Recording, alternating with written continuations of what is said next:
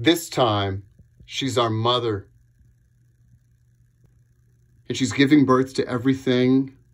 As she sings the world into spring, which is her favorite season, she doesn't see a reason to make us afraid of her, since people who are afraid of God have made the world hell already, and she's going to dispel their lies with smells that are nice and bells that ring in the breeze as the trees dance to her song.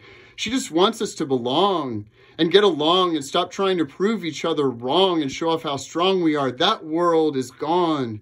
It's passing away. Before long, it will be a distant yesterday, and our children will only remember calling God Mama when they pray. And she will play in the fields with them, and they will feel safe and loved. And no one will steal their joy ever again by holding their sin over them and telling them they're damned unless they comply with the demand to never ask questions when they don't understand, to stand and kneel as though God is only real in a book proclaimed from a pulpit in a room with 90s pastel carpeting, a book where we look for the knowledge of good and evil. So much good is written in there, but it wasn't worth the rape and murder of millions whose gods were no less beautiful for the one fruit to be made into the only truth. We had no excuse. We knew that the knowledge of good and evil is a cursed fruit. And every serpent in the black-robed regiment who preaches the salvation of correct belief is a thief of joy, since grace happens without our beliefs.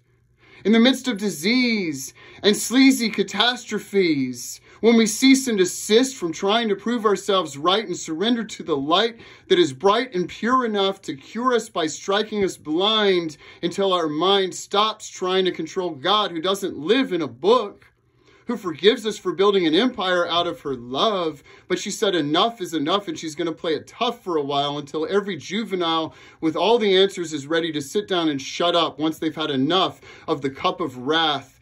Everyone will laugh when we stop trying to know and let divinity flow through us into poetry, which is all that God ever wanted us to be. Poetry of every form, ungoverned by norms, beyond the intuition of harmony.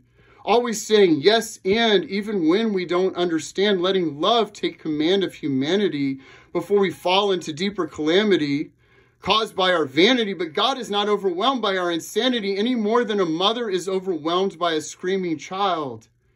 She knows that we're wild, and she's wilder than we are.